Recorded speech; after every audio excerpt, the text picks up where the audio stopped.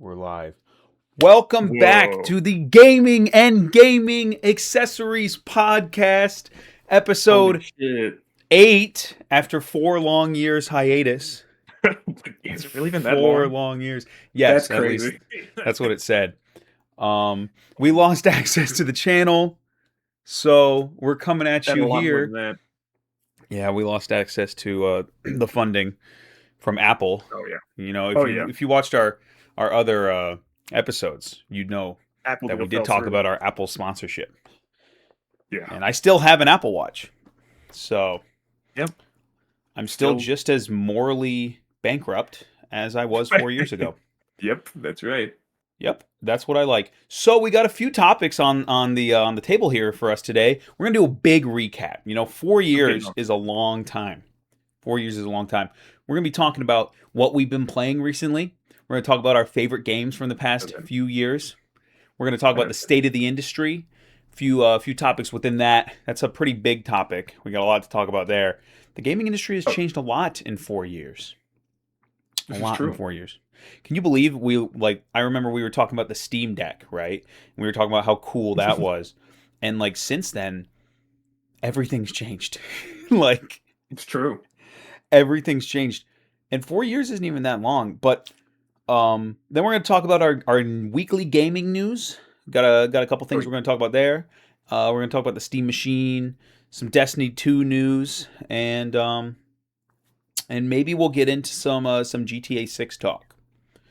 Yeah. So, well, Ben. Well, I'm gonna reintroduce myself. Yeah, I'm Garrett. You can call me Gart. You can call me Games. You never know. And then this is Ben. Yes, I'm the co-host.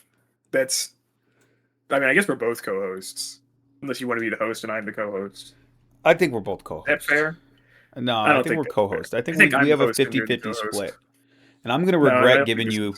I'm gonna regret giving you 50-50 split once we hit big. But Once we get divorced, yeah. you heard it here Yeah, now. 50-50 Really should have gone split. for the prenup. 50-50 split. I just realized I was sitting on a pause menu there. John Pause right there. John pause menu. So, all right. John Pause. Let's get into it. Let's get into the big recap. Let's get into the big recap. All right. What have you been playing recently? Not much. No. I mean, recently, like in the broad term, I've been doing a lot, more and more, CRPGs since like 4 years ago. I used to be maybe a little more action RPG, but now I'm deep in the CRPG hole with like super nerd games, like the Pathfinder games done by Owlcat, as well as the Rogue Trader game done by Owlcat, all of which are actually really rather worth playing. I've just grown a better tolerance for things that are more difficult, and just generally more annoying to play. Let's see. Out of I still have like Stellaris in rotation. I would say maybe more regularly than some of the others I played a few years ago. I haven't touched Skyrim in a while, which I'm kind of proud of. I know that's not going to stay the same. John Bethesda hasn't touched Skyrim in a while? I know. I've changed my ways. I've realized the error and so on. Wow. And I've been playing a lot of Minecraft. I mean that doesn't count. You have been playing a lot of Minecraft. Game. I have been. Well, what kind of mods? The server working, and it's not allowed. Like the no, I'm not gonna say that. A lot of like automation related stuff and magic, the typical super extra nerd stuff that everybody goes for. But I suppose that brings us to you. What have you been dabbling in? Something tells me I might know one of the games. You might know one of them. Forza Horizon 6, as we see on screen here, with the self-driving mode on, so I don't have to play. We'll probably do some B-roll recording for future episodes, but this is a pretty last-minute thing. Been playing Forza Horizon 6. I think I'm about 25-ish hours in. It just dropped on Tuesday. I played the early access because I love shredding money. And we'll get into that later. Yeah, real. On games and the cost of gaming. But been playing Forza Horizon 6. I picked up Neverness to Everness recently. Oh yeah. Been playing a little bit of that. Haven't spent any money, luckily. I hope it stays that way. Um, it's fun. It feels like a mix between like Genshin Impact and like Zenless Zone Zero. Some would say it's worse than the two, but I think the open world city was like helping me scratch that like Forza driving itch before Forza came out. Um, it's kind of like like people were calling it like anime GTA, which also the other game Oh, that's I don't think I remember when it's going to come out. I don't think it has an official release date, but like Ananta is supposed to be oh in yeah, that the evil like Spider-Man one. niche, but that's not a gotcha game. They actually removed gotcha from that.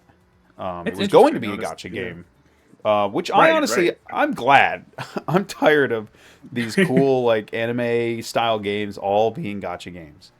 It's like I'd rather either pay or just have it be like a cosmetic thing, which I'm kind of excited for that. But other than that, I've been playing Monster Hunter Wilds. I think I've clocked so far like maybe 220 hours in Wilds.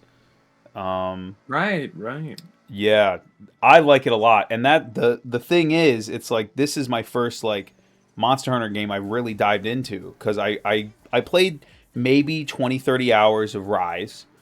Um, and I didn't really get into World. Something about the controls just didn't feel right to me. Maybe I was just bad. Maybe it's a skill issue.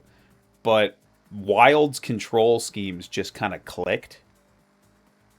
And again, maybe that was me not giving the other games enough of a chance. I also think that in my experience with Rise, the open world in Wilds really aids to the immersion. Like it really adds, not aids. It really adds to the immersion.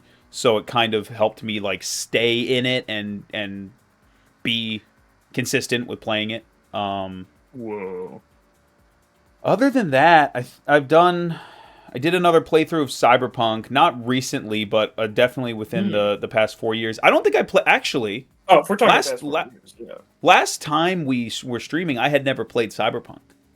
I think you're right. And I barely played it because it was before it got the big overhaul. Yeah, because I played it on I actually did play it. PS5. My Yeah. first playthrough was about like 70 hours on PS5. Then I did another playthrough on PC, and then within this 4 year gap, I did another playthrough on PC. Um, my first one was Street Kid. Then I did what's the other one? Not Corpo. Nomad.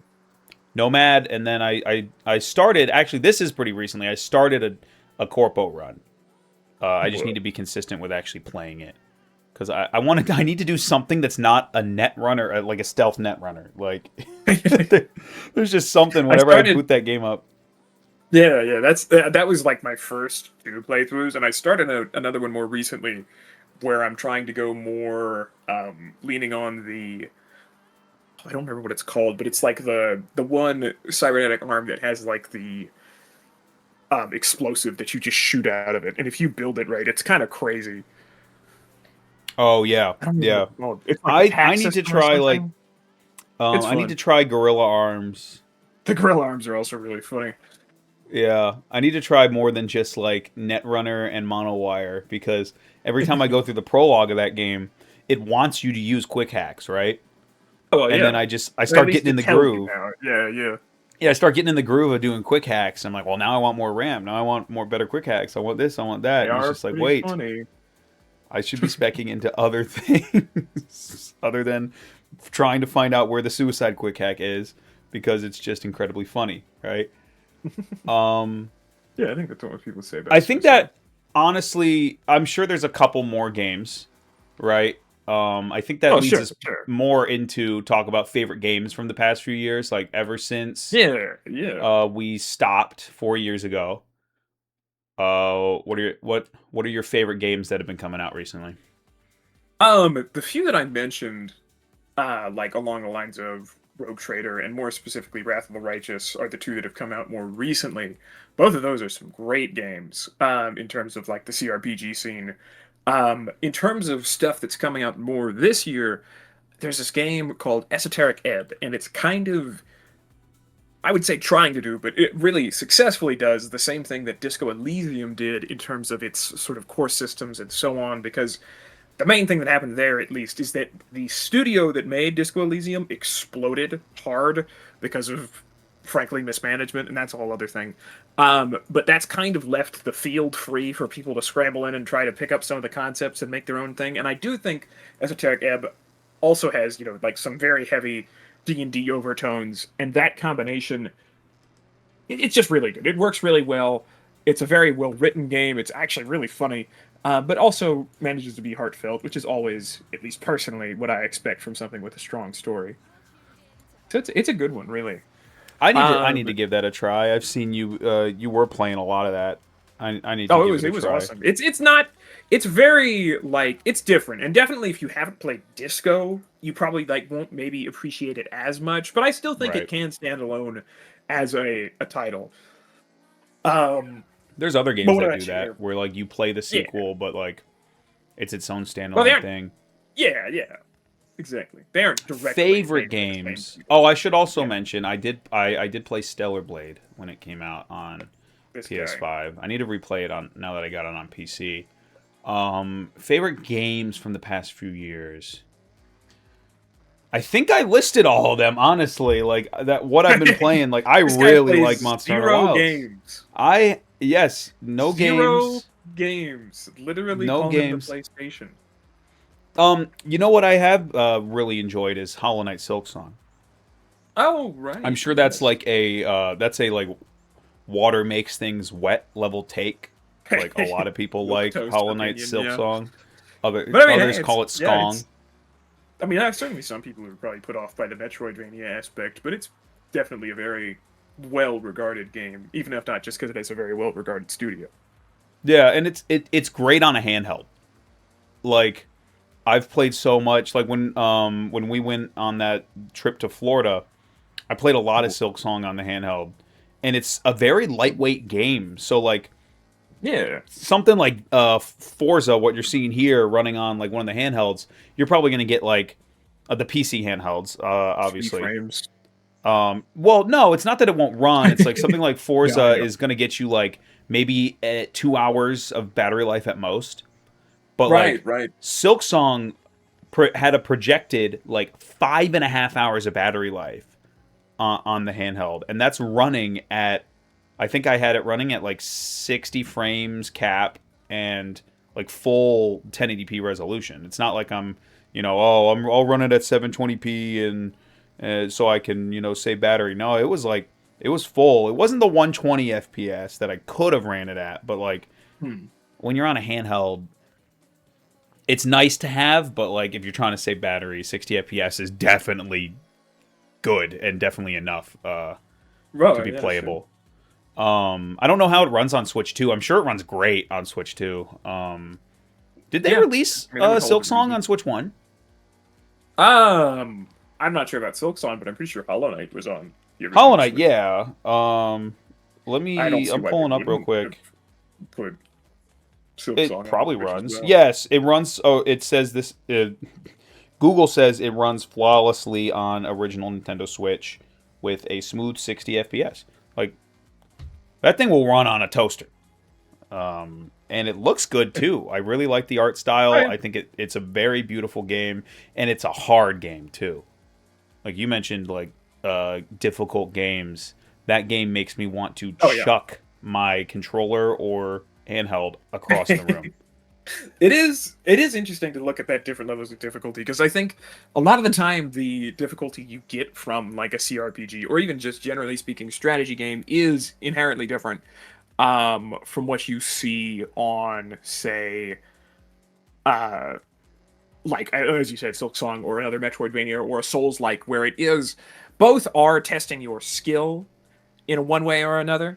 Yeah. But in terms of, especially CRPGs, a lot of the time you are also being tested on not just how you react and timing and so on, but more so how you understand a situation, how you prepare for it. And that does still play into the other, titles outside of pure strategy games, because there's always some of that. But it's interesting to think about how it sets them apart. Yeah, and Oh, go ahead. Oh, no. Well, I was gonna say, it made me think of when you said the RPGs. I've also been playing Monster Hunter Stories 3. Right. Yes. That's a pretty new drop, and that game is, one, really fun, and two, like, it's a nice take on like the turn-based RPG. It's not like it hasn't been done before, Well, yeah. but you can definitely, if you go unprepared into some of those fights, it's like it's game over. Oh, sure. Monster Hunter Pokemon. Yeah, Monster. Well, I almost think it's more akin to Persona. Monster Hunter Persona. Whoa. Yeah, because you have like an ally in battle, right? And you have yeah. you can. It doesn't let you command your allies like Persona does. But the allies also, like, at least I found. Well, the older Persona titles, I don't believe, allowed you to command your allies. They did not. No. There you go. Yeah, and I need to finish. Like, I started, and I got pretty far in. I got like 60 hours into Persona 3 Reload. Yeah, and I got halfway through like 4 myself. Yeah, I fell off. Yeah, I don't know. I think it's kind of easy to drop out of games like that. Yeah, I've heard, which makes me only more tempted to put it off until they like have the nice pretty one come out. Yeah, but I've heard they're kind of shafting a lot of the voice actors or something. There was something going around where the voice actors either weren't getting credit or they were being replaced with a new voice. It was really strange. But that's not exactly what we're talking about. But I will say there are at least a couple other games I feel obliged to mention. We've mentioned my tendency, and it will be well known to any previous viewers, listeners,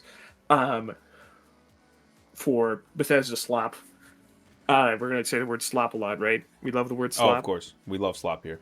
But no, in terms of like the Bethesda game, the traditional, how do you say, loop and so on, and action RPGs, and I will say one of the best to do it as of late, and it isn't Bethesda, is Tainted Grail: The Fall of Avalon. It is a really fun little game that it's not like necessarily the best I've ever played. I'm not going to lie in that front. There's still, despite the fact that it's fully released, there are still things that feel like a little almost early access, or maybe like Fallout New Vegas-y, where it's like kind of buggy. There's things that don't necessarily work as they should, but the ultimate, and like the graphics are behind, how do you say, the rest of the industry.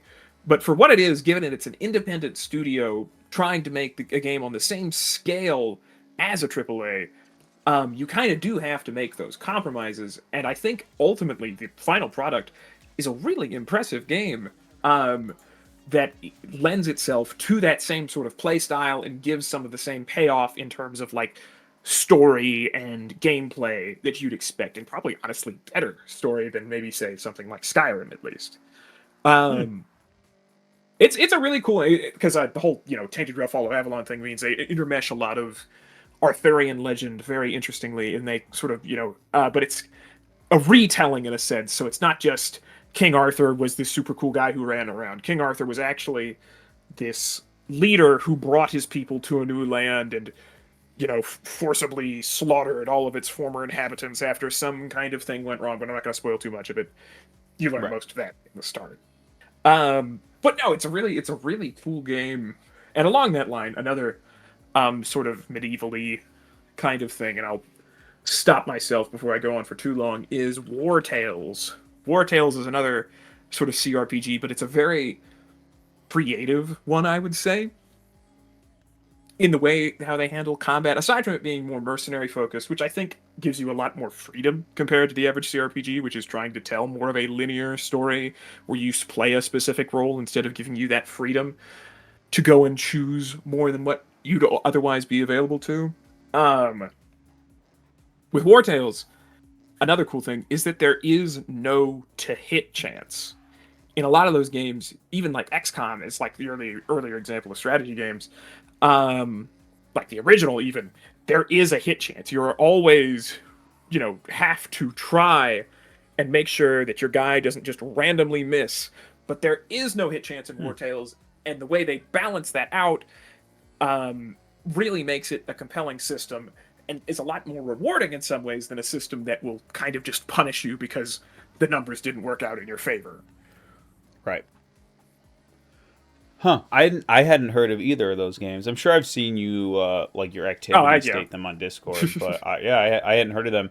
But it's cool to see like indie and small studios like really like taking a Oh yeah, punch they're at definitely triple A's. getting more and more popular. I think that's And like definitely a trend. not to only talk about Hollow Knight, but a lot of talk when Silksong came out was how good the game was and like how high quality the game was for how small the development team is. And that Yeah. I think I saw a comparison. It was the new Borderlands. Is it Borderlands 4? Oh yeah. And how much of a disaster that was. Hmm. And I think it was some YouTube video I was watching. It was really funny, and he was just like, he's like, Borderlands 4, I can buy 4 Silk Songs for the price of Borderlands 4. Or it was like, no, it's 3 Silk Songs because it's $20. And Right. Right. which is cool to see. Another like 20, speaking of like $20 games, I really want to check out. I think it was, oh man, Disco Elysium. It's that like rhythm game. Nope, not Disco. that. Dead Oh, as Dead by Disco. Disco. Dead by Disco. Right? Yeah. Dead as Disco. Dead as Disco. That's I'm gonna be dead Yeah. as something. Um, that looks really fun. Of course, we have a friend who was playing it, but I'd never like seen the game. I just heard him mention it, and I saw like a clip Yeah. of some. It was like Beast Gohan from Dragon Ball Super, like beating people up at the beat of music, and I was like, "What is this?" And then finally, when the game like launched, and I saw our buddy playing it, I was like, "Oh, this is that game." And you can import your own songs and stuff. So I'm definitely gonna be picking that up, and Yeah. No, probably it seems like within a the cool week one. and trying it There's out. definitely as like we're probably going to get more into this, but it is interesting to see as AAA becomes more and more of just sequel after sequel after sequel.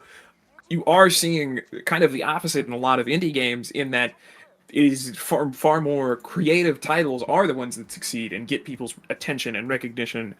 And even with the case of Silksong, I think you were telling me that despite the fact that Silksong is a direct sequel to Hollow Knight, or at least kind of a prequel, I'm not exactly sure how it works in the story's It's a continuity, sequel, but you I think so. mentioned um, that your ability set in Silksong is totally different from your ability set in Hollow Knight, right? Yes, yes. So you have to get the same like downward hit and jump and kind of like movement mechanics as original Hollow Knight. You had to go find the I don't remember what it's called, but we'll call it like charm to equip to because there's different stances in Silk Song, and you can have and Right. it directly changes. Like one of them is when you jump and you do like a downward hit, you go at an angle. The other one is you swing directly down and you don't go downwards. You just like swing in the air. Like and that one of them was like, oh, this now it controls like normal Hollow Knight. But Yeah, and apart from that, yeah, you're like what you have at your disposal is completely different. Other than I guess the using why am I, it's not called thread, right? But you hit I get what enemies, you, yeah. you pick up the stuff, and you can use it to heal yourself. Yeah, yeah. I'm I blanking on what it's called, but right. I think it was It's not thread. called Silk, is it? Silk. Yeah, the game is called Silk Song. I wasn't gonna say anything. But I'm just not smart. That's the thing. So, dude. all right, but do you want to But move no, I into did want the? to say. Oh yeah, go ahead. Yeah, this is one final point on that. I just think it's so interesting that Team Cherry, at least unlike many others, kind of recognizes the fact that you can't really rest on your laurels, even when, or at least, because the thing is, they totally could have made Hollow Knight 2. And honestly, with how popular the first game was, people probably wouldn't have even been mad to see it's just more of the same. But I think the fact that they bother to um go ahead and add these new mechanics and show their dedication to giving players a unique experience that is still reminiscent of the past game is what is making it so successful in my mind. But Yeah. we're going to talk more about the generals of AAA indie and so on in a second. Yes, sir. So, let's get into that. Yeah, that was it right now. Yep. State of the industry, the state of the gaming industry. Things have changed a lot in the past 4 years. Oh well, Um, so you wanted to talk about the rise of friend slop, and that's the first thing I wrote. I just want to mention. I just want to mention, right? I had a buddy, and he always likes to play like some of these friend slop games, and he was showing me these, like, I think they were TikToks or whatever you want to call it, Instagram Reels or whatever. Oh, I love Instagram Reels. I love Instagram Reels. Oh shoot, I'm sorry. What the fruit? So no, who posted my Forza gameplay? But he was showing me all these different games, right? And it was, one of them was like, oh, you gotta like move across the country. The other one was you gotta gamble with friends. The other one was, yeah, I know, we played that one. It was, and they all kind of had the same formula. I think one of them was Peak. I tried that a little bit. I think, was it RV there yet? RV there? Yep, that's what it is. That's what it is. And they all kind of follow the same formula. But that's the thing, is we've heard of all of them. Yes. You could say that when a new friend slop comes out and somebody explains the concept, you could say, yeah, I've played that before, even if you haven't. Like, because you probably played something similar. And yet, in that same way, you also can kind of say you're going to play it again. Yes. The good thing is they're not that expensive. Well, that's the appeal. Is it's, at least in my mind, is the fact that it is set to the point where it because I think we'd be kidding ourselves. Not to say that it's obviously very impressive to make and release a game, regardless of what you do to get there. It is always a work of many, maybe even months, if not years, of your time. But the reason we say friend slop is not because these are the most refined, well-made pieces of art in the industry, but it's more so because it is something that's easily put out. It's something that can be easily produced and doesn't have necessarily tons of complexity, but like you said, is matched with a price that is more than fair. Yeah. Did you get Gambling with Friends like the week it came out? Because I think it's $8, but it was on sale for $5. It was on sale for like $6. Yeah. Yeah, I think it is either $4.99 or $5.99. But either way, I picked it up for that price. And let's say you only played the game once, right? I think you've played it more than once. I've played it once so far. For like fun on a Friday night with the boys, you could do a whole lot worse with $5. Like, that's for sure. You could do drugs. Not to say that, like, oh man, I keep buying all these friend slop games, I should just buy a good game. You're addicted. It's $5, right? I could go buy buy 2 monsters at the gas station for like 2 for $5. I could do a whole lot worse with $5, and maybe I'll get a couple plays out of the friend slop game. Right. But I think what lends it that friend slop title is you generally don't go back to it after a couple times. Right. It is kind of like one and done most of the time, which isn't bad. I think some of them like Peak. I don't know if the maps are like procedurally generated. I know they're probably randomized. I haven't played too much Peak, but no. I can't believe they did that collab with like Baby No Money and Iron Mouse. I think, yeah. But go ahead. Oh, I was just gonna say, you go ahead. I was just gonna say it's just wild that like a game, like a friend slop game like that, got a Baby No Money collab. I think definitely Peak was kind of like the friend slop game, and I think I'd be lying to say, because obviously. I guess it's kind of interesting to think, what would you say is like the first friend slop game? The first friend slop game. I mean, obviously that would you call Among Us? Would you call Among Us? That's what I was going to say. I was going to say Among Us. Then yes, I would call Among Us the. It I probably isn't the first game to do it. Maybe you could argue. No. Jackbox could be, but that's like in-person party slot. If you're going to say Among Us, You could also say, what was that game called? It was Town of Salem. But once again, that's kind of like, it's a little different in the sense of Town of Salem, originally was supposed to be something like Ultimate Werewolf, where you have like the murderer, and you have the victims. Yes. And I have guess played that before. What in my mind kind of sets Among Us apart is it's kind of the popularity, because Town of Salem, the original one, I'm looking at it right now at least, and it says it was $5. It was the same amount as Among Us is. But I think Among Us just had such a huge audience, and I think that's an important part. It isn't Friendslop if it's just a game that is poorly made, or maybe not poorly made, a game that is maybe less polished than others of its ilk, that is then released for a lower price than you would expect from some others. What popularized Among Us? The clips, right? Right. The streamers getting together and, oh, look at this level 10 plays that Markiplier does on Among Us. He's such a good liar, or something like that, right? Or like, look at Ludwig playing the Among Us game. A lot of some streamers, I'm not going to say they're famous, but some streamers got their views from Among Us. Because of how big it was. I mean, I remember we had like a few 10-person Among Us nights on Discord. Yeah, and that's the thing, is that I think whether or not consciously this is the what happens, it is interesting to think how a lot of this is you see somebody play it online. And because a lot of these games are great for clip farming in terms of like, there's always something kind of wacky, a little weird going on. And then like, something blows up in your face. It's like, dude, like start a fake argument or whatever.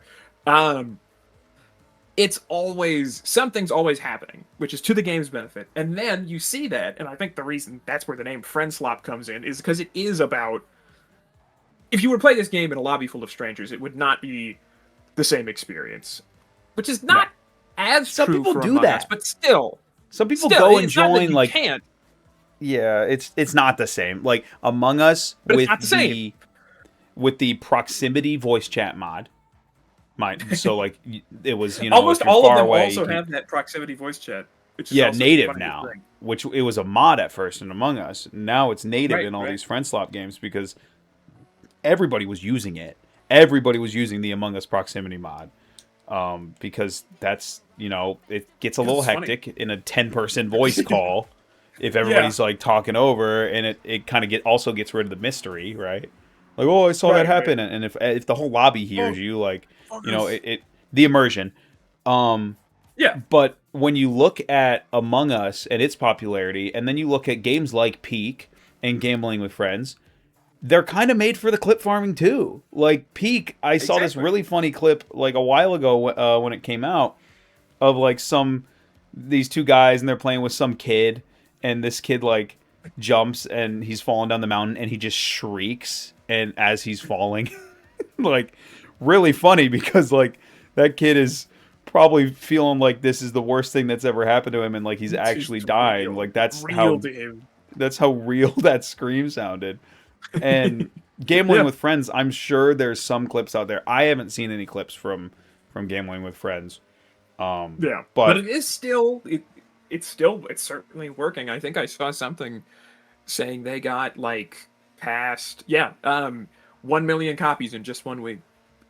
Wow, wow, 1 million copies. That's AAA level. And keep in mind, if you think about it, if we're not counting Steam's cut.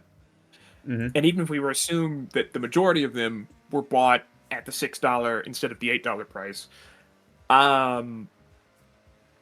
that's $6 million before. That's still $6 million. Steam takes 30% before Steam's cut. Yeah, so which is still ends up being more than $1 million. Yeah, out of crazy. Not to discredit the developers, right? But it's not that deep of a game. Right? They probably don't have like 30 developers on it. Keep in mind, the team is also called Team GWYF. In other words, Team Gamble with Your Friends. Yeah, because that's their game. List all the developers right here, actually. 1, 2, 3, 4, 5, 6, 7, 8, 9. Less than 9. 10. Okay. Wow. Yeah. Good for them. Honestly. It is a team assembled by their publisher, so something to be said there. But still, oh, right. If the fact that the publisher was willing to bet on having this team of 9 make this game, it says something. It says they knew this would produce some results. Publisher Friendslop Incorporated. Yeah. Imagine. We publish Friendslop. It works. It does work. Works. And like I said, the price point really aids to it because, again, you could do a lot worse with $5. So people are inclined, even if they're not going to play very much, even if they're not going to play very much, they'll probably spend $5 for a gamble with your friends. I'm thinking about it. We'll get off this topic, I promise. If you don't want to listen to talk about Among Us. But I was gonna say, you know what? A solid contender in my mind would be for the first Friendslop title. Yeah. What? Phasmophobia. Did that drop? When did that drop? That was in 2020. 2020. Okay. Jamie, pull that one up for me. I'm not necessarily saying it came. What was the Among Us year? What year was Among Us? 2018. 2018. But it didn't really popularize until somewhat later. You think so? Okay. Yeah, I guess that's what I'd say. That makes sense. Because part of what made Among Us so big probably it was in part the pandemic. I think as well. Maybe you could argue Phasmophobia might have done Friendslop first, but I think Among Us really popularized it. Oh no, it definitely started the trend, but I think Phasmophobia is I would say one of the first to come out of that, with that mentality of we're going to have people who run around with mics and they get scared by scary things and then they scream and then people can upload that and it'll be really popular. Yeah. I mean, there isn't some dedication behind Phasmophobia because it does have more and more polish as things have gone on. But I mean, it did use stock Unity assets when it came out. And not to say that's anything against the developer, but it was early access. Use Unity House 2 with some pseudo scary looking probably pre-generated asset of some old guy, but he's he flickers around and now he's scary. Come on. Yeah, but again, it was early access when it came out, and is it still early access? No. Yes, it is. It is. Okay, I had a feeling. It is. Speaking of that, we can dive into this on another episode, but games just being in early access forever, well, in one way or another, we're going to talk about that here. We can technically jump ahead. I think so. I think we talked enough about indie creativity versus AAA because we talked about Cyberpunk earlier, and we had written down update redemptions.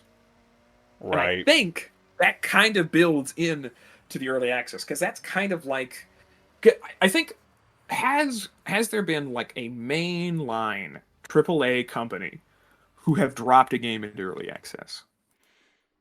Oh, mainline AAA. No, I mean, not that I can think of. Most, if you want to look it up, I can't think of one off the top of my head either. Most that I know would they do closed betas, right, but Call of Duty does closed betas. Yeah. My point is, anyhow, that's at least what I would call these sort of turnarounds for games, because I think most people know what I'm saying when I say No Man's Sky was the first example of this, where a game released, it wasn't necessarily finished, but it was released as a finished game. It was promised as a finished product. There was so many features that just were not there. And let me ask you over something. Time, yeah. So, sorry to interrupt you in this point. No, you get it. Would you buy a AAA game that had the early access label on it? And if you would you excuse the game if it came out like No Man's Sky or Cyberpunk 2077? I think that is part of it. I probably wouldn't. I think even if they did try to go early access, they would still get more criticism. Even if they did, I think if they went early access at all and the game was in a near perfect state, I think most AAA companies would still receive a lot of scrutiny.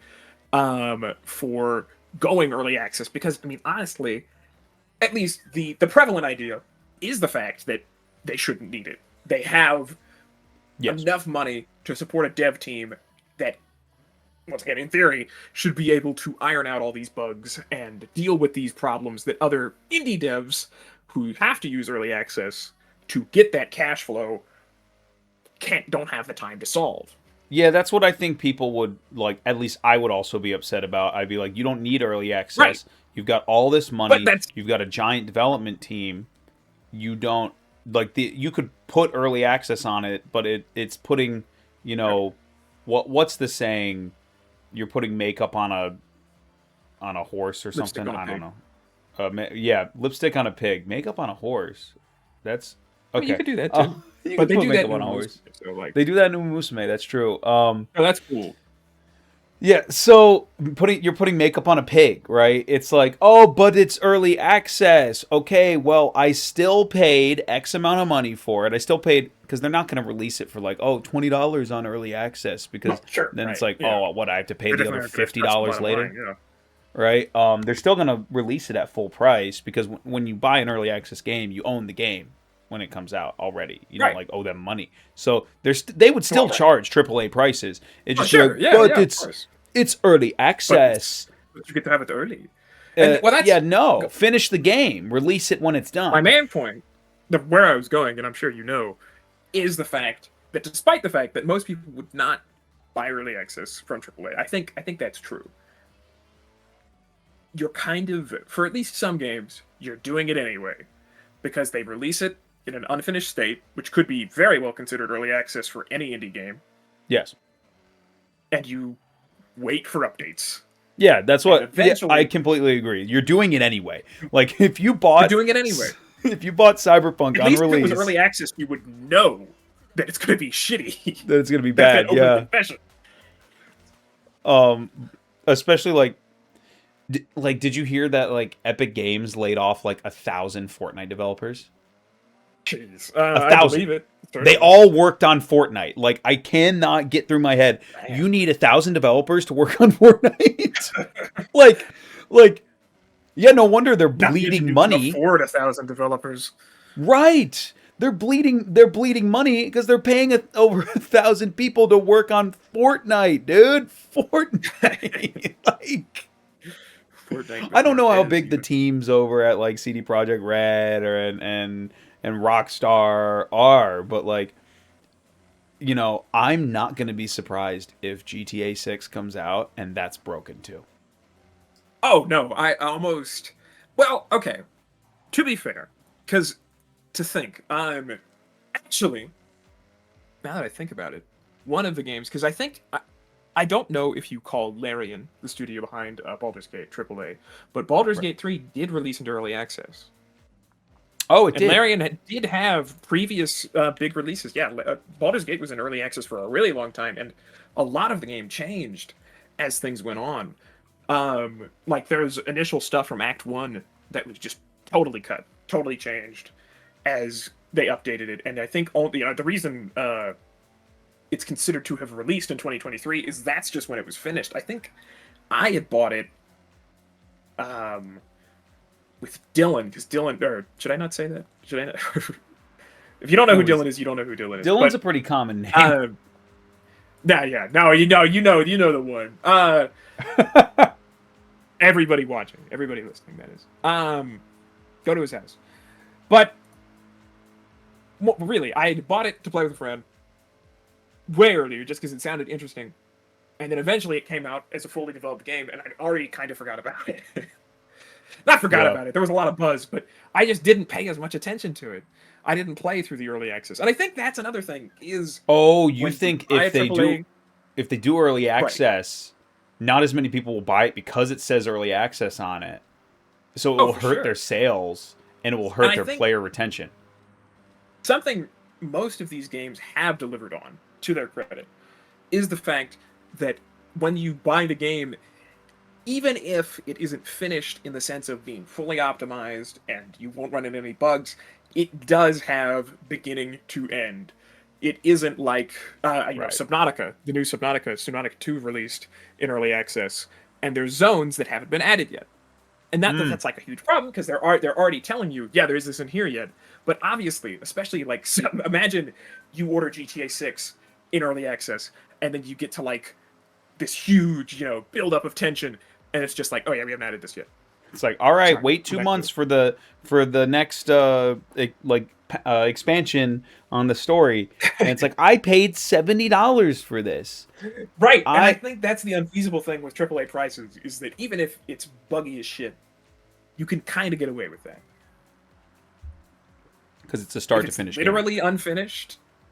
Yeah. Yeah, and oh man, so many like AAA developers are like, well, you're going to buy it anyway.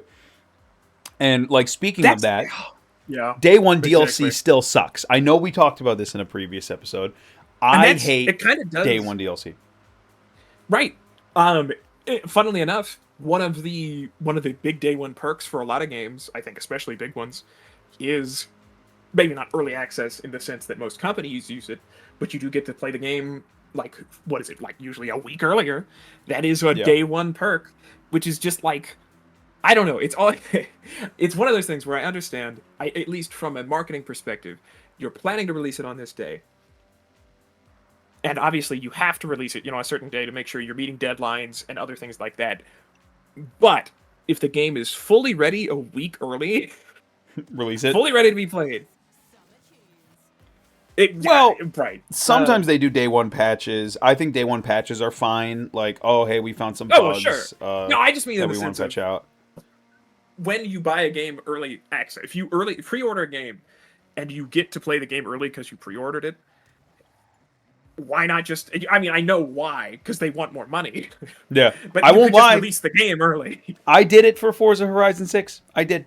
Yeah, I know. I did. You're a sellout. I played it. I'm a sellout. I know. I played it I played it the entire weekend with my brother-in-law, and like, because they were releasing it on a Tuesday. They were releasing it. I definitely say it's arguably more innocent. It's still like a little shitty in my mind, because it is, as said, if it's possible, but like, it's definitely more on the table in terms of, if you want in, you got to give us a little bit extra money. You got to make the commitment. I've only ever done it for Forza. I did it for Forza Horizon 5. Right. That was like a while ago at this point, maybe like 2021. And I did it for Forza Horizon 6. I've only ever done that.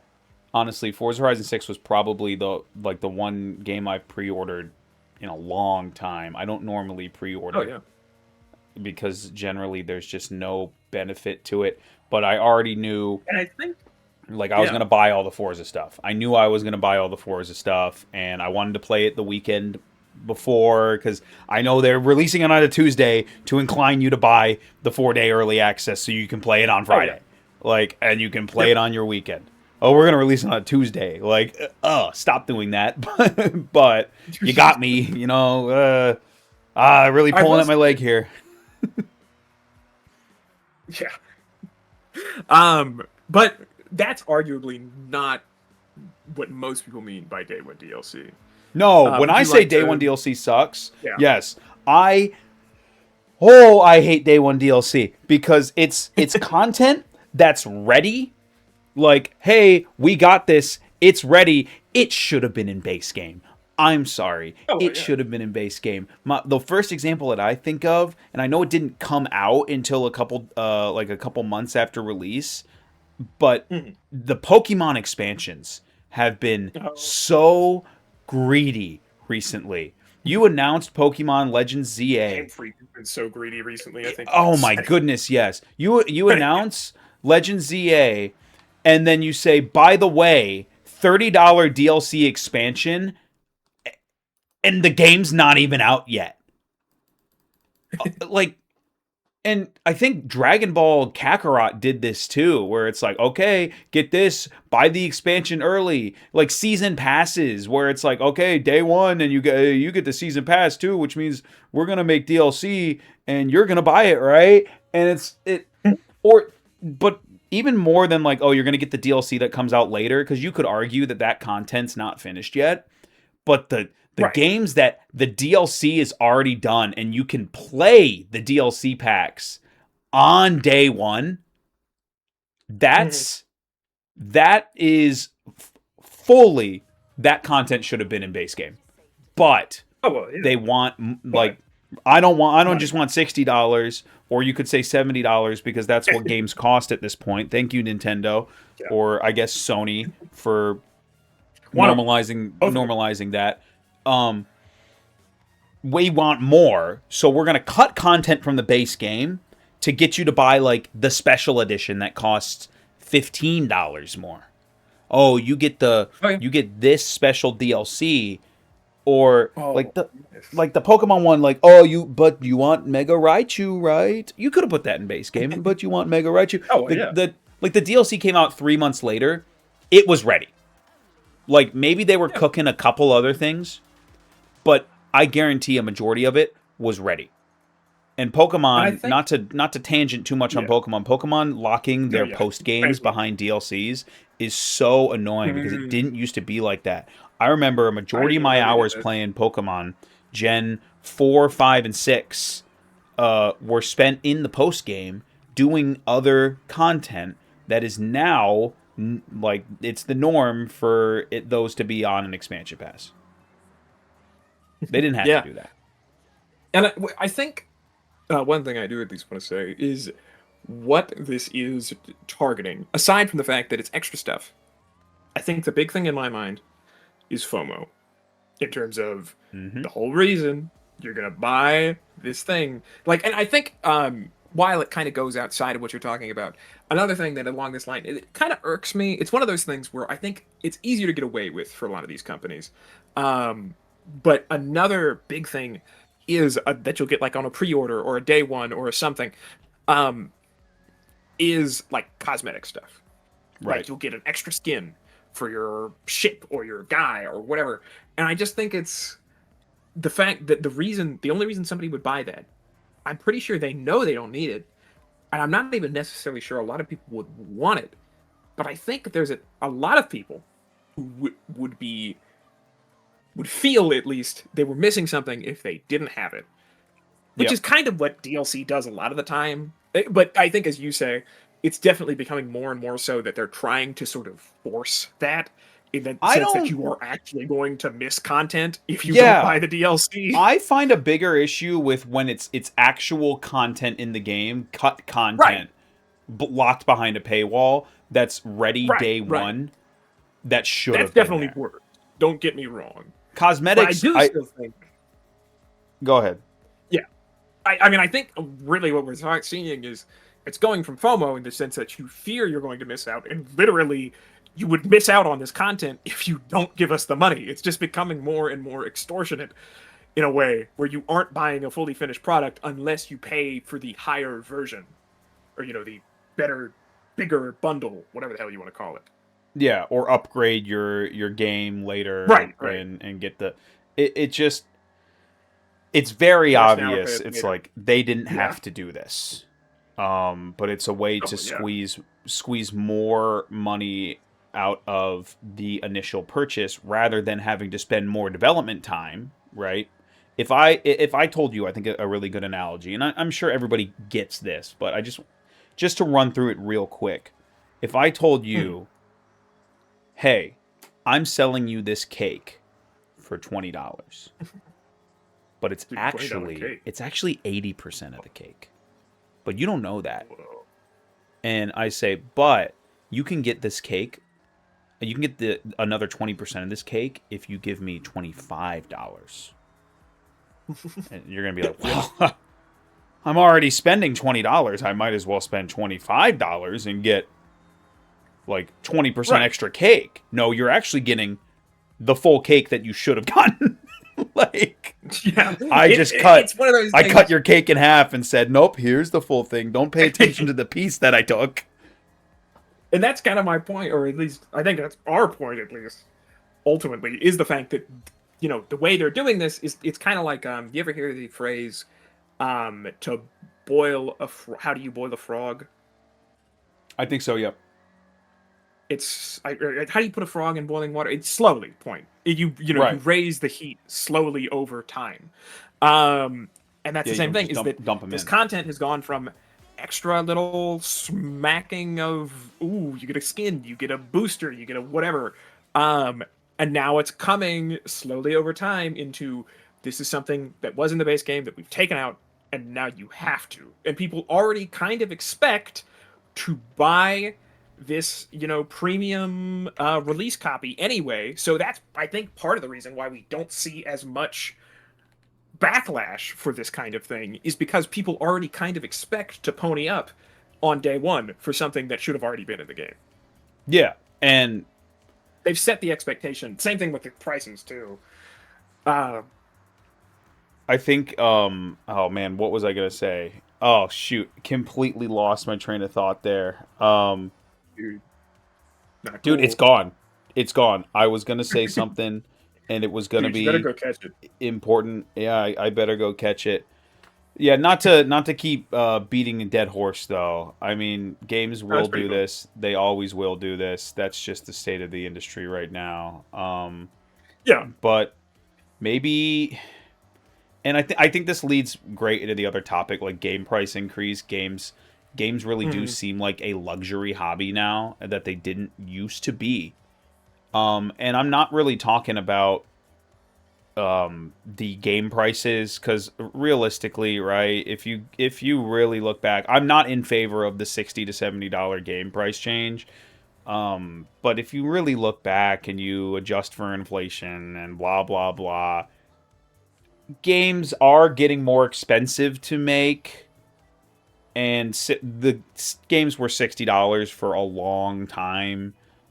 So I don't like the price increase, but I'm not going to say like, right, oh man, that $10 extra has really been gatekeeping people out of playing video games, right? Because again, yeah, it's probably not the thing stopping people, because you can get alternatives. You can play older games. You can, like, you don't have to play the newest AAA. You can wait for Steam sales. I don't think that has been gatekeeping people out of playing games and making that a luxury. I think being able to get the items to play the games on is becoming more of a luxury. Everything's getting more expensive, and it's like the Xbox, and it's been out, like the Xbox Series S came out back in, what was it, 2020, I think, for $299. It's not $299 anymore. It's $450, I'm pretty sure. Yeah. Right? And it's 5 years old. Or 6 years old, whatever you want to call it. The hardware has aged. And in the past, we've always seen, oh, well, Sony will put out the PlayStation, and then they're going to put out a slim model that's probably going to be cheaper, and maybe I can pick up the non-slim model for cheaper than that. And like, as the hardware ages, it will get cheaper. And that's kind of just how audiences, in terms of consoles, the console audience grows. When PlayStation 3 goes to PlayStation 4, there is a blend. There is a like overlap time period where games are coming out on both consoles, and you wait until then. There's like, generally there's those games that are like console sellers, you could call them, and then eventually most of your player base gets over to the newest console. But this generation has been so different because that hasn't really happened. There's a lot of games still coming out on PS4. Yeah. We haven't really had many games that are like, nope, this one's only coming out on PS5. We're starting to see it now, but the bad part is we're starting to see it in the worst point of the console's life, because not only are they 5 to 6 years old, but now they've all gone up like $150 to $200 since coming out. Yeah. And they were already hard to get on release. People lining up outside GameStop. So I'm here to get my PS5. I did it. I was at GameStop at midnight for a PS5 and it had drop. No games. And it still has no games, and that's why I don't have it anymore. Relatively recently, I sold my PS5, but I held on to that thing for a majority of its life, and hoping it would get games. Now, GTA 6 is gonna come out on PS5, and console manufacturers are betting on GTA 6 to sell consoles, because it's not gonna come out on PC day one, and vice versa, really. Yes, and GTA 6, because GTA 6 isn't coming to PS4 or Xbox One, right? Don't think so.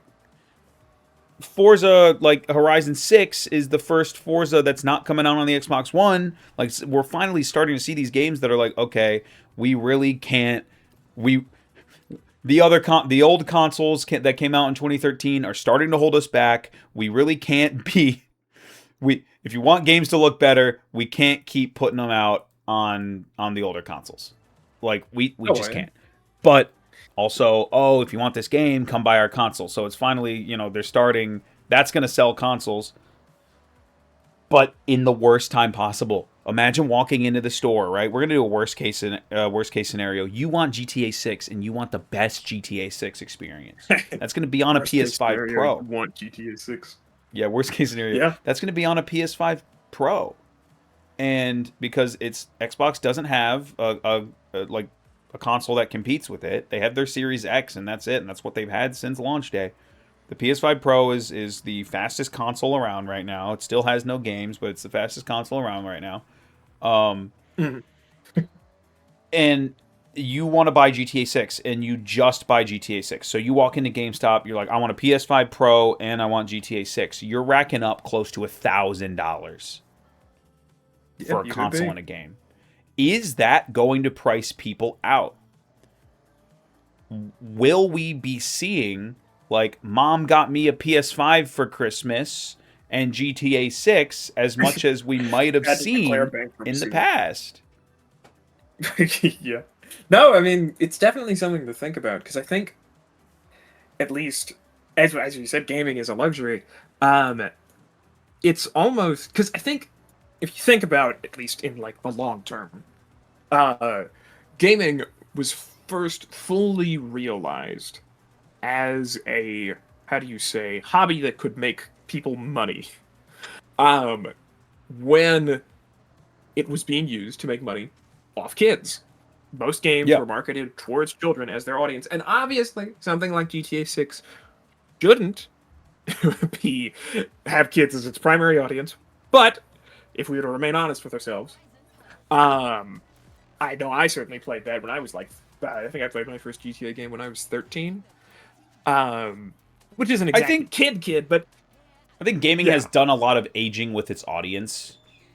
And that's the thing, is that but still, it's hard to argue that children are the best consumers, because there is the obligation of the parents to provide. And the time. In many cases. It's always children generally have more time to play video games. Right. They have the time for it, and they have the interest, and they have the ability to guilt trip their parents, or otherwise persuade. Right. But it is interesting to think, like you said, I mean, I can't say necessarily for sure, but $1,000 for a Christmas present is a lot, especially for one kid. I never got a Christmas present that'd be the present for the of whole that family. value. Like I'm sure some people did. I'm sure there's some people out there. It's like, no, my parents, like, they really love, like, splurging on Christmas. I think we got a Wii for Christmas, and I think weren't those like $199? Let's see, Wii MSRP was $249.99, but I didn't even get it when it first came out. I got like I think it was like the Wii Sports bundle that like was cheaper or something like that. And that was like, that was really like a big, like, oh, the family can play this. Everybody, like, people are playing Wii Sports and stuff. I got a PS2 from my grandma. My parents would have never bought me that. That's just too expensive. And I was playing that PS2 for a long time. I got an Xbox 360 for my birthday, but that was when it was kind of getting towards the end of its life, when you could get a bundle of Black Ops 2, and I think it came with Call of Duty Ghost, awful game, but it came with Call of Duty Ghost. It was an Xbox 360, and it was like $90, right? Not when it came out. It was not $90 when it came out, but that's what I got. It wasn't $1,000 either. No, nowhere close. And we're seeing this in PCs as well. Everybody knows about the RAM and stuff getting more expensive. But AI. So I'm not, but even before that, we kind of saw this happening, like things just getting more expensive, right? When the 50 series NVIDIA GPUs came out, it was like the 4090 at the time was $1,600, which is already a lot, right? That's already a lot. Oh, yeah. 5090 comes out at $2,000, and it's like, wow, $2,000 on a video card is crazy. Now, that's not to say there's not hardware that other people could use, like the 5060 and the 4060 and the 3060. Like I was using those mid-range cards, right? And you could get those mid-range cards for like $200, $250. Like, but like you could almost always get a console for cheaper, like than building a PC. Right. And as time went on, as the PS4 and the Xbox One aged, it was like, no, now you can build a PC that beats a console for the same price. Now we're at a point where like you could try. You'd have to do used, even with the current PS5 price. You'd have to do used to get a PC that beats it. So things have. The consoles, like, everything's getting more expensive, so it's not like, oh, we'll just go to PC. It's like, well, yeah, the PC will last you longer. You're not going to get, like, genned out, and you can use your hardware for longer generally, but things are getting more expensive, and gaming is a luxury now. Yeah. Gaming is a luxury now. And it's unfortunate, but they're still making money. Oh, well, yeah, I think that's the reason why we've seen so many of these hardware, like for almost solely focused manufacturers like NVIDIA, or people say NVIDIA or NVIDIA more commonly. NVIDIA, it's same. Interchangeable. Okay. Yeah. But yeah, I mean, what you quoted a number to me earlier. What was it? Oh, I mean, we can go into that. We're talking about PC hardware already. I thought that's where we were going. We're talking about PC hardware. Might as well talk about PC hardware. Another quarterly report from NVIDIA. Another report where they don't mention gaming at all. NVIDIA's This is recent. This is more gaming news. This is this week. NVIDIA's Q1 2026 earnings report came in. $81 billion. Crazy, like just insane amount of money just that's for anybody. Yeah. It's still like, even in the ballparks of crazy amounts of money, that's kind of out of the field. You gamers mean nothing to them now. And I'm not going to say AMD's any better. AMD's not talking about gaming either. AMD made their gaming cards, but all they've been talking about recently is their AI hardware. They just released a new AI hardware. Oh, look at all this RAM. Look at all this. And they're marketing towards the enterprise. They're marketing towards the AI data centers. This one goes out to the data centers. This one's for the data centers. They don't care about gaming anymore because the money isn't there anymore. Gaming made NVIDIA. Gaming made AMD. AMD acquired... it started with an A. Just complete Asus. No, it was wow. ATI. ATI was the like GPU maker that AMD acquired very early on. They're not thinking about gamers anymore because that's not where the money is. And you will pay more for your gaming cards regardless because of the industry. It's very Ouroboran in the sense that the reason everything in the gaming industry is coming up is because so many of these companies are starting to abandon the gaming industry. The reason RAM costs so much is because they aren't selling to the gamers, which drives up the profit. I mean, it's a supply and demand, baby. Supply and demand, baby. Our demand of RAM, and we that 5090 lower supply, so it's a perfect storm of. Yeah, that 5090 that was $2,000. What if we made less of them, and you paid more for it? I think they go for like $3,600 on the used market. Crazy. Not to say there isn't still good deals. No. There is still good deals. You go to Micro Center right now, you can get RAM for free bundled in with your CPU and motherboard. But like, if you want to buy RAM separately, Whew. Yeah. I wouldn't be surprised if they stopped doing that sometimes too. They stopped for a while, but They did. yeah, they stopped for a while, but they're still doing it right now. It's like, oh man! But if you want to like just upgrade the RAM on your current computer, no, it's not worth it. Might as well just build a new one on us. Honestly, that's the crazy part. But yeah, gaming's turning into a luxury. But we should talk about something more positive.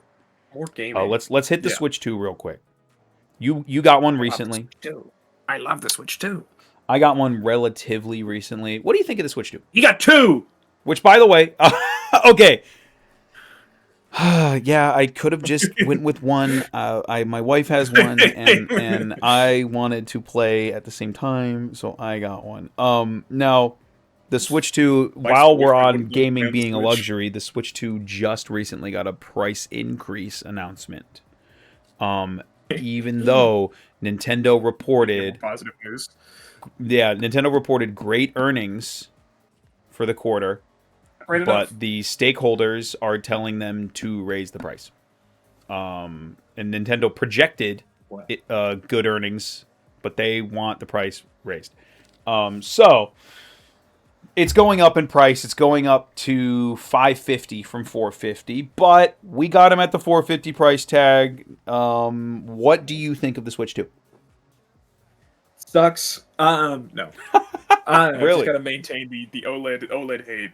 Gotta keep that. We did hate the Switch OLED. I still hate the Switch OLED because that got a price increase too. Exactly. The Switch 2, I mean, admittedly, and I will say I might be made fun of for this, because I only realized somewhat into the process of already buying it that Tomodachi Life was also on the Switch 1 and could be readily played. But wait, the new Tomodachi Life is on the Switch 1? Yeah, you can play it on the Switch 1 as well. What? I thought that was a Switch 2 only. Yeah. I'm nearly certain. I don't know. Maybe that's crazy. I can be fact checked at need. Yeah, I'm fact checking I do own a Switch 2 now. Regardless of whether or not what I just said is true, I own a Switch 2 now, and I mainly got to play Tomodachi Life, which I have enjoyed. I haven't played nearly as much as I probably should have for something that cost me that much. It is on Switch 1. There you go. Damn, I was about to give credit for that. It's interesting, I guess, is the best way I can think to put it. I personally, because of my limited experience with it, honestly have not noticed all that much difference. Really? But I believe you'll have something to say about that. Definitely, yeah. I guess I should say, it feels a lot more refined. Not easy to play. Refined, I guess, is a good point. I can definitely tell it has something more under the hood in terms of just how long things take to load and start, and how it's able to do more than one thing at once. Right. Yeah, but I definitely feel free to chime in. So I like the Switch 2. Yes, I like the Switch 2. Why do I like the Switch 2? I should be asking myself that question. I think for the size that it is, it's very thin for the performance you're getting. True. I did like that. It's a lot thinner than all the other handhelds out there, like the competing PC handhelds. I wish the battery life was better, but 1080p 120 hertz screen. The detachable Joy-Cons are a lot nicer. They still have the same technology, though, for drifting. Really? I didn't know that. I do like the attach and detach system a lot better than the Switch. It's a lot better than the Rails, that's for sure. Yeah. It feels less like you're trying to break it every time you try to take the Joy-Cons off. I think the 120 hertz is a big plus. I already said 1080p. The handheld mode is comfortable. I use the D-brand kill switch grip that, makes it a little bit more, I like my handhelds grippy, bruh. All right. And it outputs at 4K. It's upscaled, and we can get into upscaling later because we're going to talk about upscaling, but it outputs at 4K, which I'm happy with. I played through start to finish Tears of the Kingdom because I'd never played it before then because it ran so bad on Switch 1. Some people, they can tolerate it. I couldn't tolerate the frame rate dips. I just couldn't. I didn't like it. I tried to play it on Switch 1. It was my motion sickness, whatever you want to call it. I didn't like it. It ran even worse in handheld. But the upgraded Switch 2 version, the like $10 upgrade, which takes the game from $60 to $70 for the Switch 2 edition, is great. It looked amazing on my TV, and it ran buttery smooth. I think the Switch needed this hardware. It was long overdue for good hardware. And it's also not incredibly, not going to speak on the $100 price increase, but at $450, it's with the current market. I think you're getting ahead of the current market. You're getting something that can play games at 4K. It's got a full HD display on it, and they shadow dropped this update. They now have boost mode on the Switch 2, where Switch. So if you know about Switch 1, games ran better on docked, right? They ran at 720p, maybe 30 FPS, maybe 60 FPS depending on the game in docked mode, and then they targeted 1080p in the car here is just running into the fences, and it's really why okay, but what I was saying, on the Switch 1, if you docked it, the game generally ran better in docked mode. So now on the Switch 2, your games in handheld will, if you enable boost mode, will run as if it was docked. So if you're playing a Switch 1 game, let's say Xenoblade Chronicles 2, which I don't think has a Switch 2 update, it will run as if it was docked rather than the frame rate limitations as if it was handheld. Because Switch 1 games, if you run them on a Switch 2, will run at the maximum output of Switch 1 handheld, Switch 1 docked. But now you can run it as if it was docked in handheld mode on the Switch 2. So basically, to sum that up, all the Switch 1 games, your entire Switch 1 library just got an upgrade if you have a Switch 2. Yeah, which is good. Which is nice. How PCs work. When you get a PC upgrade, your game runs better. So, and generally, frame dips as well. On the Switch 1, games say, Breath of the Wild, they would dip in frame rate. It's going to target 30 FPS, or it might target 60 FPS, but that doesn't mean it's always going to hit that. I think the Switch has something called, dynamic resolution scaling, where, sure, it will be 900p, but it might go down if the game starts chugging. It won't do that. It's going to max out that resolution of that Switch 1 game, and now it's going to boost it. So I think if you are in the market for a console, let's say you don't have a handheld and you're not a PC gamer and you love Nintendo games, I think $450 is not an awful price. I don't like the fact that they raised the price of the regular Switch on Switch 2's release to kind of make the Switch 2 look better. The $299 that the regular Switch was, they boosted that up to $350, and then they boosted the Switch OLED that was $350 up to $400 to make the Switch 2 seem more appealing. I don't like that practice, but even without that, I think in comparison to an Xbox Series S, which was already at the time $350, $400, because Xbox has been raising their prices in increments of $50. You're getting a handheld and a dockable console. You're getting both. Whereas if you were buying an Xbox, you're just getting an Xbox, right? It's just going to your TV. Right. It's not a hybrid console. It's certainly not multi-purpose, yeah. And when you think about the hardware, you're buying a battery, you're buying a screen, you're buying... I'm not going to say controller because you're buying a controller no matter what console you buy, but You're buying a battery and you're buying a screen and you're buying like that alone, that costs money. So I don't think that I'm not going to say it's cheap because it's not cheap, but I think it's competitively priced. Right. At $550, I don't know. I don't know if that argument really holds up as much, but considering every other console already went up. Everybody else is doing it. We got to do it too. Yeah, I don't like that, but more accurately, we can get away with doing it too. So I'm not going to say I like the Switch 2 price, but I'm going to say that I like the Switch 2 because I played Hollow Knight 1 on it, ran great. I played Tears of the Kingdom all the way through on it. I played the new Kirby on it. I need to get around to playing Donkey Kong Bonanza. Oh yeah, because I heard that's fire. Fun. Yeah, I think I gave you Tears of the Kingdom to try out. I played Legend ZA. I had fun with it, but I'm not going to go down that rabbit hole of my real thoughts of Game Freak's laziness. But yeah, I like the Switch too. I am excited for Pokemon Winds and Waves, but I am fully under the impression that Game Freak could disappoint me still. Because they have every other Pokemon game.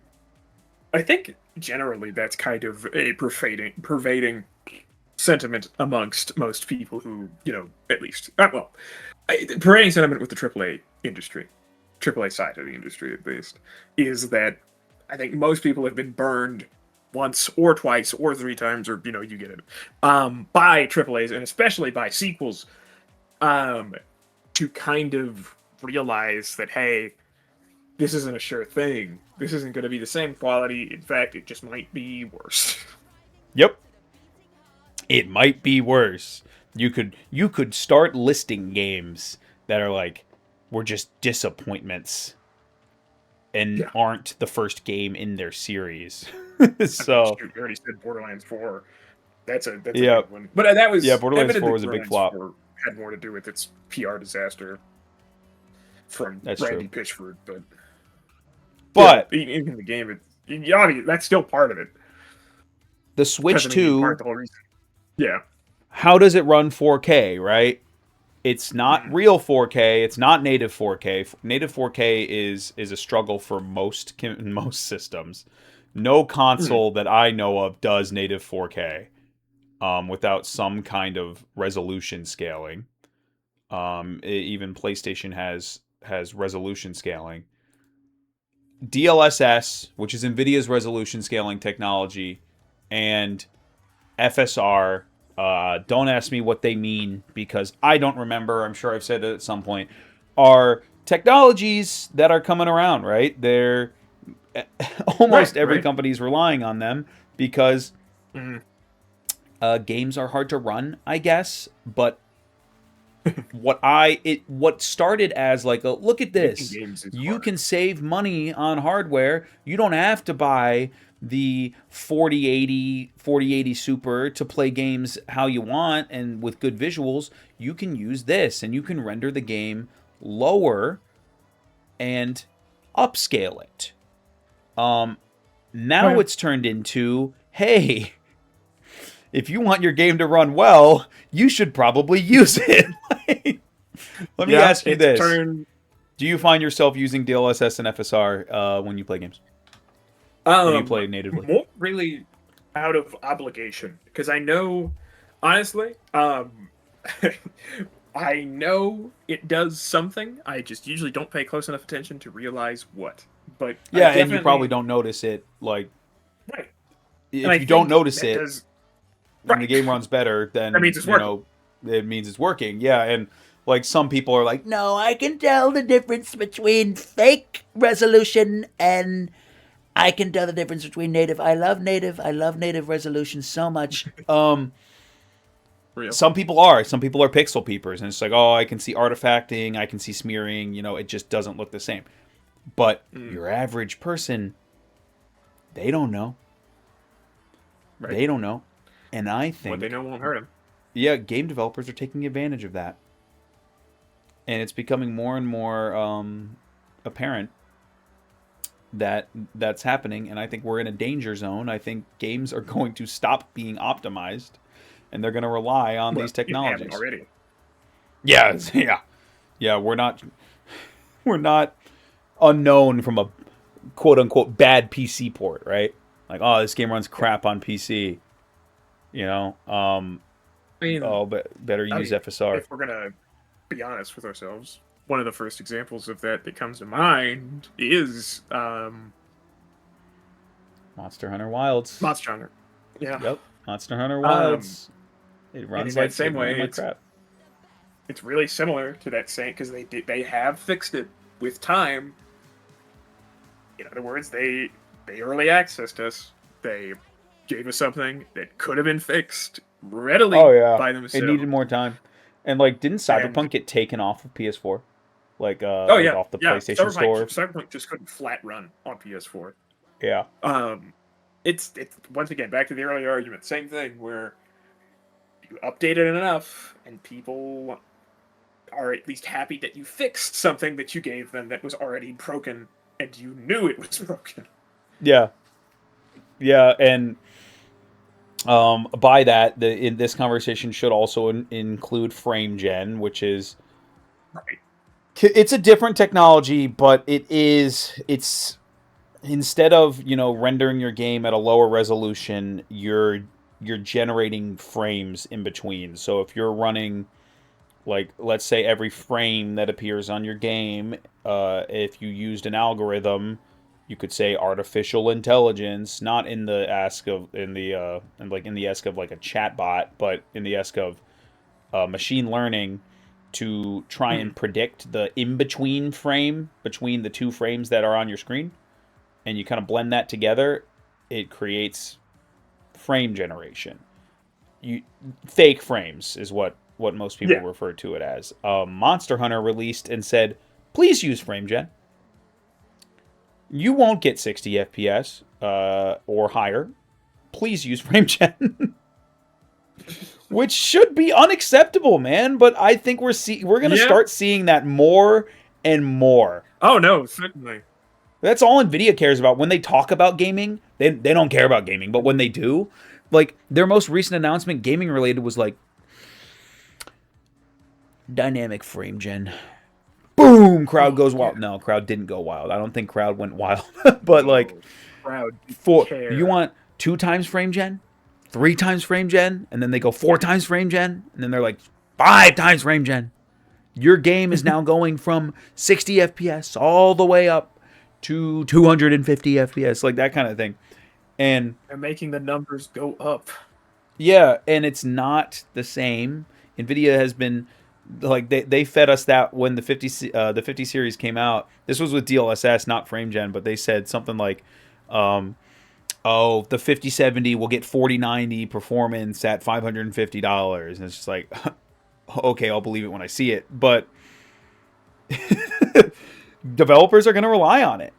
They're going to be like, why optimize my game if I could just use DLSS and frame gen?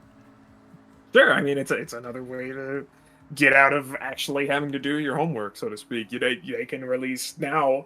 In theory, if this technology would have improved enough, they could release a game that was unoptimized and then rely on that technology to optimize it for the consumer. And if anybody does complain, they can then fix it behind the scenes. Yep, and it goes right into that. Without the majority of players ever realizing it was a problem. Games being busted on release, because why would you fix your game if you can just why would you make it have a consistent FPS when you can just fake the frames? And I think it locks gamers out too. Because I think that, like, if you don't have the newest GPU, you don't have the latest frame generation technologies. And if you don't have the latest frame generation, and like NVIDIA will always make the RTX like 5050, so you can get those newest technologies at like a $199 price tag, right? And it's like that GPU is not going to be doing a bunch without those technologies. And we've always had that. We had the 1050 Ti, we had the 2060, we like all that kind of stuff. But developers are gonna start relying on that, and there's also some open technologies like FSR, which is like platform agnostic. It can run on any GPU. So which is pretty nice. Which is nice, but it's not good. Like, it doesn't look good. Right. It's it old tech. Specialized. It's early tech. Yeah. So, but I don't want to just I don't want to keep yapping about that. But I do want to mention, like, a game like Stellar Blade came out and it's like running on like 8-year-old hardware, and it's running on the Steam Deck and it's looking great, right? Yeah. We don't really see that anymore. And something I want to mention is that game was in Unreal Engine 4. A lot of these new performance disasters are in Unreal Engine 5. And I think developers, they don't really know the engines like they should. Monster Hunter is a little bit of a different story. They don't own that. Well, no, they own that engine. They didn't do Unreal Engine 5. It's their engine. But Pragmata came out recently, which is in the Monster Hunter engine, and it runs great. It runs amazing. Yeah. So clearly they learned their lesson, right? Because this was after Monster Hunter got quote-unquote fixed. Yeah, man. We need a better topic. Because we're on the negative downturn right now. Well, I mean, we like to say it isn't reflective of the industry. I mean, we've been going for about an hour and a half now, so why don't we wrap it up soon with why don't we wrap it up with, do you want to talk about Steam hardware, or do you want to talk about I mean, if we want to end on a Rockstar? positive note, Steam's a good. I think Steam's good. Yeah, positive note if we don't talk about the potential price tag that the Steam machine might cost. Don't worry about that. I mean, we've already addressed the fact that almost everybody who's already has their hands in, console hardware is jacking up the prices further and further. Yeah, so I don't think it's Steam's that's a known fault. quantity.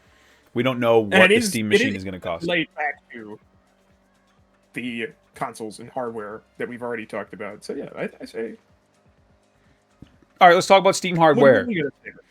Yeah. We got the Steam machine coming out. We got the Steam frame, and we got the Steam controller, which is already out, sold out on release. Are you interested in any of them?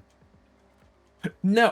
I mean, I guess it's one of those things where I've always considered it very interesting for Steam to try and branch out into console. And it's clever in a way, because I think as more games start to sort of free themselves of being solely tied to console or console exclusive, it makes more sense for Steam to instead of targeting or allowing those games and markets that they could be tapping.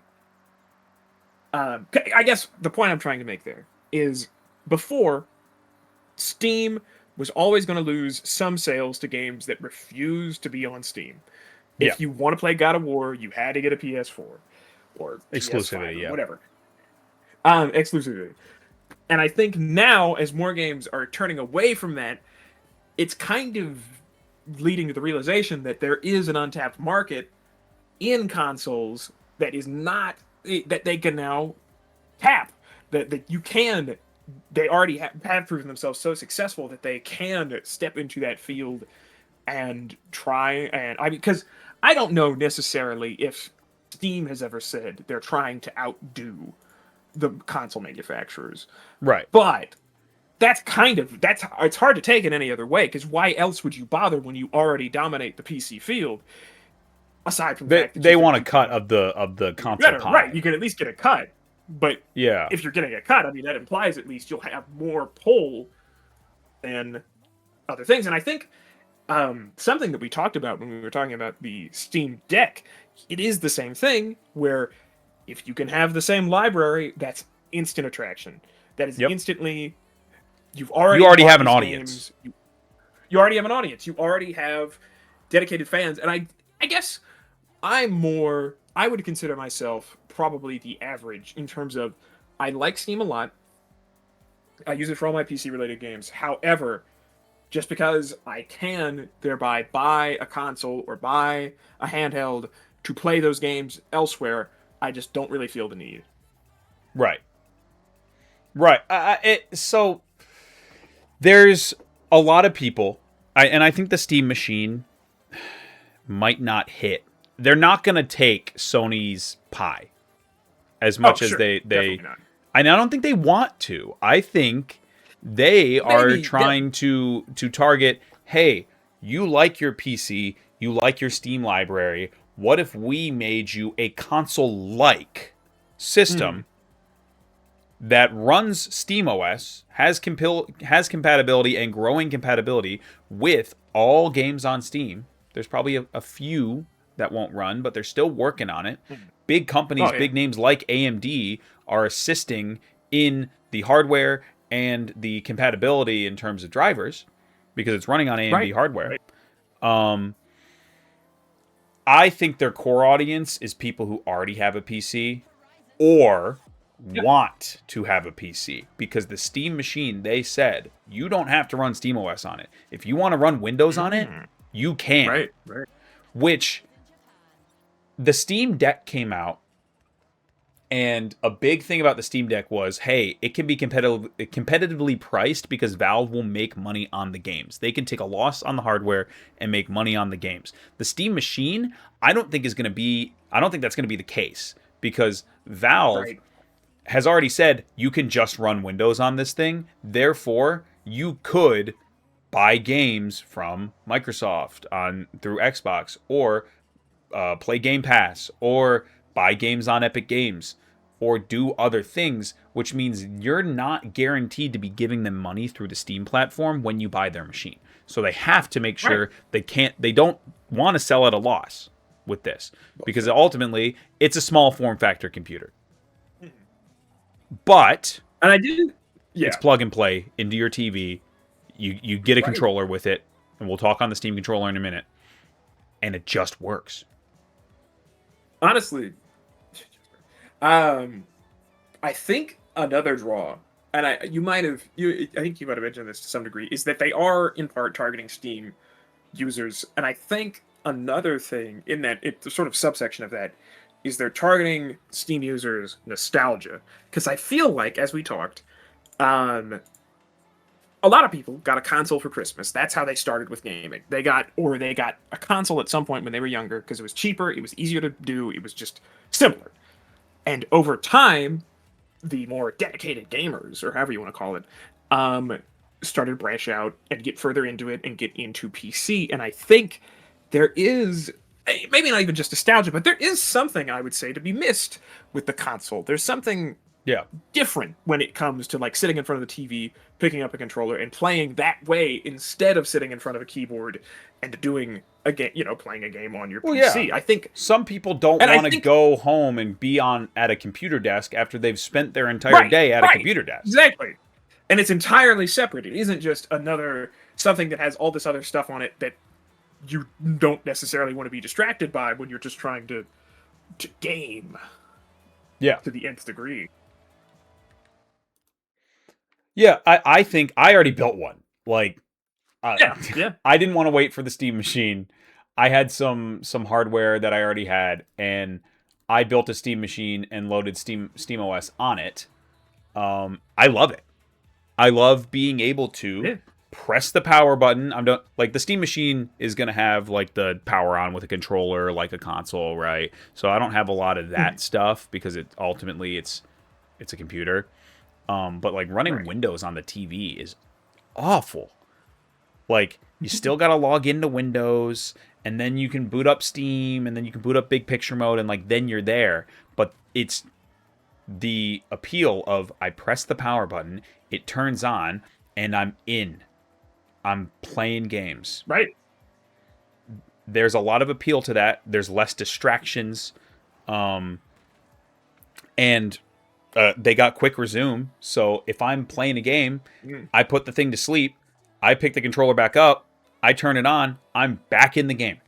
I'm just there. Yeah. I don't have to I don't have to log in through Windows, and it's on the TV. It's a couch gaming experience. And I had a couple issues, but again, SteamOS, it kind of just works. I had less issues with Forza Horizon 6 on SteamOS than I did on Windows. And that's crazy because it's a Microsoft game. Like, when I when I started up Forza Horizon 6 on the day for the early release, I couldn't play the game because it said, "Hey, update your Xbox client, Oh, and then I thought I updated it. I had to go through the Microsoft Store. I updated it, and then I booted up, and it's like, "Nope, update your Xbox client." I'm like, "Oh, my bad. I have to open up the app now and and let it like finish installing the update." And some people were getting crashes and couldn't launch the game because there was like errors of like, "Oh, hey, the game doesn't come out till Tuesday." Dude, I have the early access. But when I played on Linux, and I've been hearing people, other people who are playing it on SteamOS, no issues. That's crazy. Yes, and it's a Microsoft game, and it has more issues on the Microsoft operating system than on. Wow, that's crazy. That's so cool. I think what you just said. I don't think it's ready for mainstream desktop use. There's a lot that you can't do on it. Like if you wanted to say like I want to daily drive SteamOS, right? Yeah. I tried.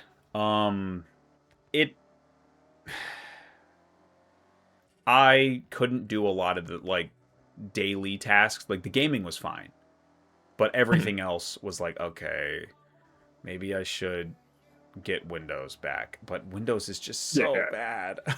It's so bad. But Linux is getting there.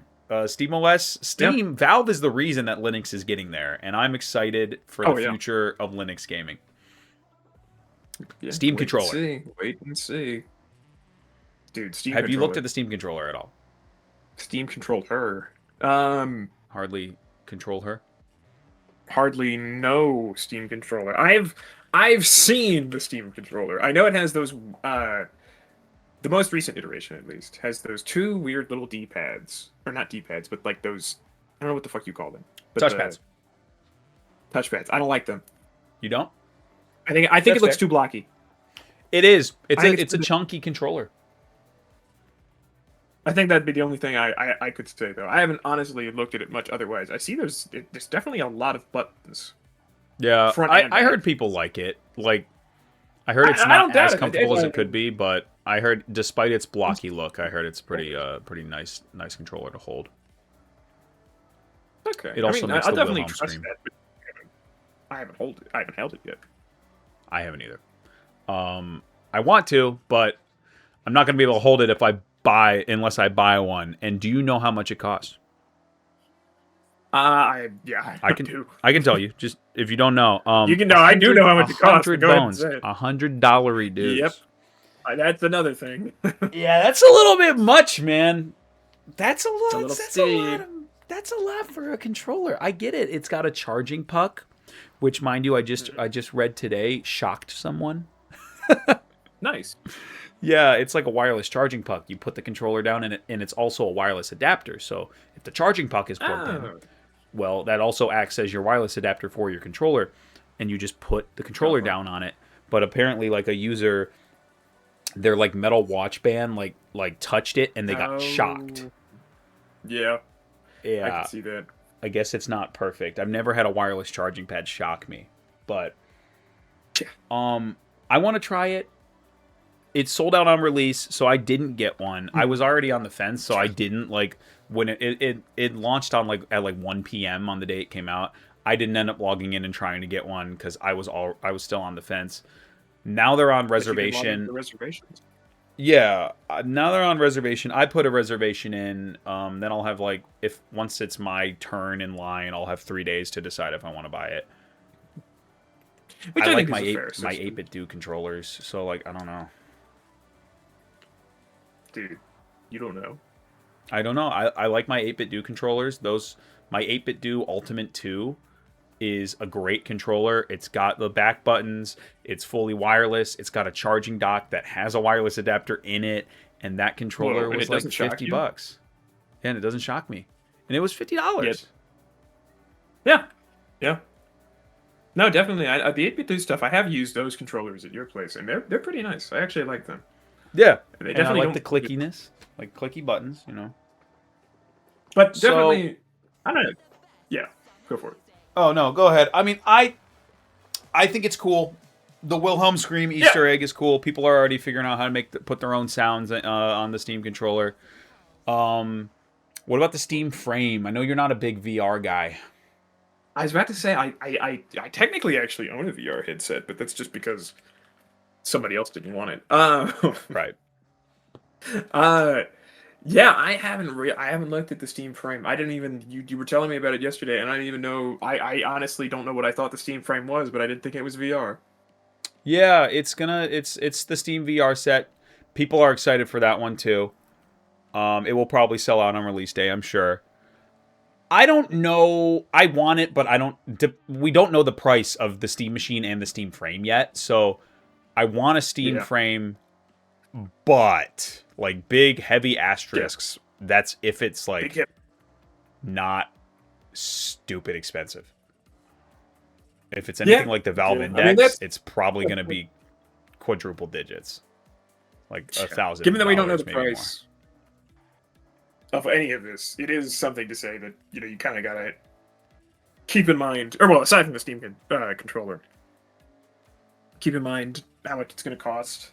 I guess, what do you think? I think we've had this conversation before, but what do you think the Steam box? Steam Machine? What do you think the Steam Machine's gonna cost? Okay, so Valve said that it's going to cost like a small form factor PC, like a mini PC. I think there's a 256 gigabyte variant and a 1 terabyte variant. Let me verify. Steam Machine variants. It's going down to the factory right now. Okay, 512 gig and 2 terabyte. All right. I think $899 for the 512 gig. And I think because storage is getting really expensive. The whole reason it's not out right now, I'm pretty sure it got delayed. I'm pretty sure Valve wanted it out already, but because of the whole RAM crisis, it's not. For the 2 terabyte, I would estimate.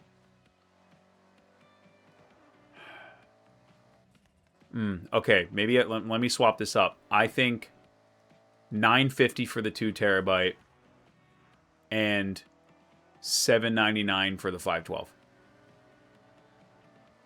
$150 upcharge for an extra 1 terabyte and a half of storage. Yeah, I could see it. I definitely, but I guess something I would like to put in perspective. We've already mentioned these details separately, though. But you said the PS5 Pro. How much is the PS5 Pro? I think it's going up to $950. $950, and now estimation for Steam Machine, as you said, $899. is a little under $900. Yeah. So it's if it does come out at that price, of course we don't know that as of the moment, but I would consider that a realistic estimate from what I understand. I think so. It's not going to be. It's going to be slower than the PS5 Pro. Right, but it is. But once again, there's the boon of Steam library and utility. Steam's good name, in terms of support and so on. I did hear one story about. Did you hear that story about the Steam controller? I think some guy ordered one in Hungary, and it got shipped to England. And despite the fact that was totally on the company shipping it out, not Steam, Steam took responsibility for it, shipped him a new one, and gave him a free Steam game. Oh wow! Yeah, see, good guy Valve. Yeah. That's the thing, is that Valve does have a genuinely good reputation.